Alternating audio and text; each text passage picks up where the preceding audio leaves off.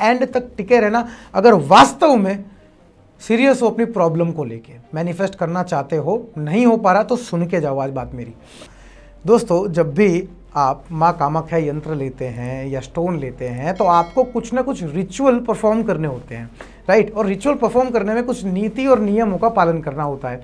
प्याज लहसुन नहीं खाना है, भूमि पे शयन करना है, बेड पे आप सो नहीं सकते, सेक्स आप कर नहीं सकते। There are so many things that you have to follow. तो मेजरली जो सवाल आते हैं, जिन लोगों को सक्सेस नहीं मिलती है, उनकी प्रॉब्लम आज मैं सॉल्व करने वाला हूं, क्योंकि भैया आप गलत सवाल पूछते हो। एग्जाम्पल, माँ कामाख्या यंत्र आपने लिया, 9 दिन का रिचुअल अगर आपको करना है, 9 दिन के रिचुअल में सबसे पहला सवाल होगा, सर क्या क्या नहीं खा सकते, सर क्या क्या नहीं कर सकते। शुरू करते हैं कि सर क्या नहीं खा सकता मैं। हाँ, तो मैं बोलूँगा कि भैया आप प्याज लहसुन मांस मदिरा ये सारी चीज़ों से दूर रहें, ये आपको नहीं करना है। साइकोलॉजिकली जब आप किसी क्या नहीं करना है पे तवज्जो देते हो, ज़्यादा वजन देते हो, तो ये पीछे बैठा हुआ जो भैया है, जिसे सबकॉन्शियस माइंड कहते हैं, वो एक पैटर्न बना लेता है और उस पैटर्न के कारण कंट्रोल करने में, हैबिट में आने में आपको दिक्कत होती है, आपको समस्या होती है। दूसरा लॉजिक आपको बताता हूँ, दूसरा रीज़न आपको बताता हूँ।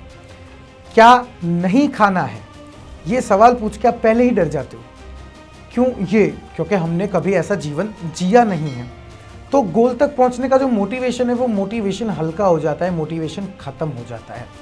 अब रीज़न भी दूंगा आपको मैं कि क्यों प्याज लहसुन नहीं खाने हैं, क्यों ज़मीन पे ही सोना है, क्यों बिस्तर पे नहीं सोना है, और फिर ये भी बताऊंगा कि कौन सा सवाल आपको पूछना चाहिए। सही सवाल पूछोगे, सही जवाब मिलेंगे, ज़िंदगी बेहतर नहीं, ज़िंदगी खूबसूरत बन जाएगी। एंड तक टिके रहना अगर वास्तव में सीरियस हो अपनी प्रॉब्लम को लेके, मैनिफेस्ट करना चाहते हो, नहीं हो पा रहा तो सुन के जाओ आज बात मेरी। जो मैं चीज़ें बताता हूँ कि प्याज लहसुन नहीं खाना, मांस मदिरा नहीं पीनी है, सेक्स नहीं करना है इस टाइम में, ज़मीन के ऊपर सोना है, बिस्तर पे नहीं सोना है, तो पहले इसे क्लियर करता हूँ ये क्यों होता है। देखिए, ये जो शरीर है, ये शरीर किन किन चीज़ों से बनाए जानते हैं आप?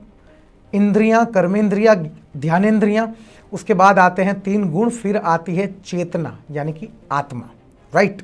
अब इतनी सारी चीज़ों से हमारा ये शरीर बना हुआ है। हमें पता है कि हमें अच्छा काम करना है, सद्गुणी व्यक्ति बनना है, ताकि हम अल्टीमेटली जीवन और मृत्यु के चक्र से छूट जाएं। मुझे पता है बहुत हैवी हो गया होगा।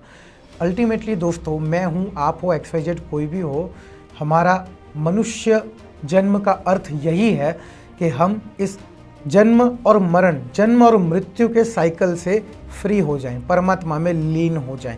इसे समझना ही पड़ेगा, इसे इससे ज़्यादा सरलता से नहीं समझा सकते। जिसलिए हमें भगवान ने जीवन दिया है। हमें भगवान ने जीवन सिर्फ उन्हीं चीज़ों के लिए नहीं दिया जिसमें ये शरीर खुश होता है, क्योंकि अब जो बात आएगी वो थोड़ी डीप बात है, समझिए ध्यान से। तो जब सतगुण आप बढ़ाते हो, सद्गुण बढ़ाने से आप परमात्मा के करीब जाते हो, परमात्मा का साक्षात्कार करते हो, वो परमानेंट ट्रुथ जिसे हम कहते हैं। और जब आपकी मृत्यु होती है तो आप मोक्ष को प्राप्त करते हो, जिस तरह से जीवन साइकिल खत्म होता है। हमारा जन्म लेने का उद्देश्य यही है, इसलिए हमें मनुष्य जन्म मिला है, जीवन मिला है। अब प्रॉब्लम कहाँ हो जाती है कि जब आत्मा, जैसे मैंने कहा, ध्यानेंद्रियाँ, कर्मेंद्रियाँ और हमारे गुणों के बाद जब आत्मा, चेतना हमारे अंदर आती है, तो चेतना वो ईश्वर का अंश है। उसका काम क्या है?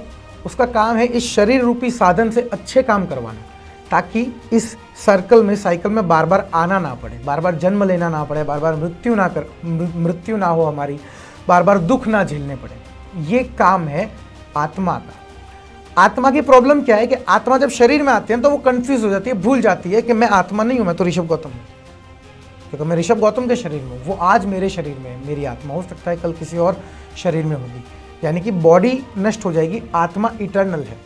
क्यों इतनी सारी चीजें समझा रहा हूं? अब ध्यान से सुनिएगा और अटेंशन दीजिएगा अपना पूरे का पूरा। आत्मा को ये बोध रहे कि वो आत्मा है, शरीर नहीं है। इस कारण से ये सब रिस्ट्रिक्शंस का पालन करना पड़ता है। अब क्या संबंध है दोनों का, समझिए। जैसे मैंने कहा कि शरीर कैसे बनता है, ध्यानेंद्रियां, कर्मेंद्रियां, आपके गुण, चेतना, राइट। तो आपकी जो ध्यानेंद्रियां हैं, जो इंद्रियां, 5 ध्यानेंद्रियां हैं हमारी। आंखें, सिंपल भाषा में समझिए, आंखें, कान, नाक, टेस्ट करने के लिए हमारे जिह्वा, मुख, और स्पर्श करते हैं हम त्वचा, जिससे हम स्पर्श कर सकते हैं।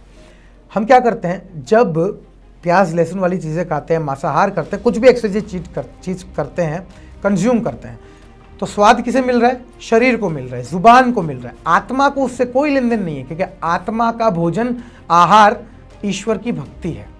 खाना पीना ये सब नहीं है। तो ये सिर्फ शरीर की तृप्ति के लिए हम खाते हैं। बिस्तर पे हमें सोना है क्योंकि हमारे शरीर को सुख चाहिए, आराम चाहिए। आत्मा को बिस्तर से कोई लेन देन नहीं है कि आप कहाँ सो रहे हो। तो आप जब इन सब चीज़ों का त्याग करते हो तो ये शरीर और आत्मा एक तरह से एक अंतर महसूस करते हैं। आत्मा को मालूम पड़ता है, हमारे सूक्ष्म जीव को मालूम पड़ता है कि मैं सूक्ष्म जीव हूँ, उस परमात्मा का अंश हूँ निकला हुआ, ये शरीर नहीं हूँ मैं।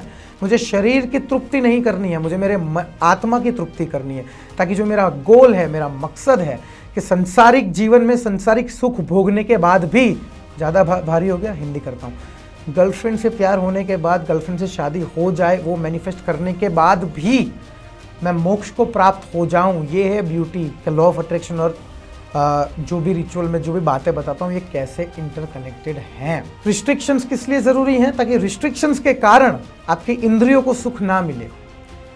आपके इंद्रियों को सुख नहीं मिलेगा तो आपकी आत्मा ये समझ पाएगी कि मैं आत्मा हूँ, सूक्ष्म जीव हूँ, मैं शरीर नहीं हूँ, राइट। और ये आपके मोक्ष का कारण बनेगा। थॉट्स कंट्रोल में आएंगे, जो चीज़ मैनिफेस्ट करना चाहते हो वो मैनिफेस्ट हो जाएगी। तो प्लीज़ ये सवाल मत पूछिए, गलत सवाल पूछते हो कि क्या नहीं करना है। अब पूछो कि क्या करना है, अब सही सवाल पूछो मुझसे, क्या करना है। तो भैया क्या खाऊं मैं? आपने पूछ लिया क्या ना खाऊं, अब मैं आपको बताता हूं क्या खाना है। अहंकार खाओ, अपना क्रोध खाओ, द्वेष, ईर्ष्या ये नहीं खा पाओगे। ईर्ष्या, द्वेष, जलन, राग ये नॉर्मल चीज़ है, इस पर फोकस मत करो कि मुझे किसी से जलना नहीं है, इंसानी नेचर है। जो कंट्रोल में है उसकी बात करो।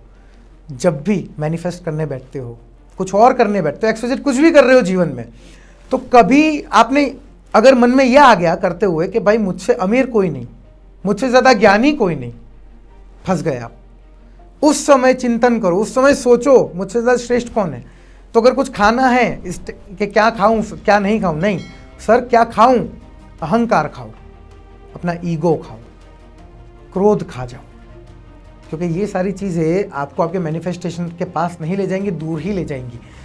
ये इतनी सी बात थी इसलिए मैंने लास्ट में रखी कि ये गलती हो रही है आप लोगों की, जिस कारण से मैनिफेस्ट नहीं कर पाते हो। फटाफट से वीडियो को लाइक करो, उस इंसान तक भेजो जिसे इस वीडियो की, इस नॉलेज की ज़रूरत है। अगर नहीं भेज सकते, तेल लेने गया मत भेजो, अपने मुंह से बता दो इस बात को, क्योंकि ज्ञान पहुंचना जरूरी है, चाहे मेरे माध्यम से हो चाहे आपके माध्यम से हो।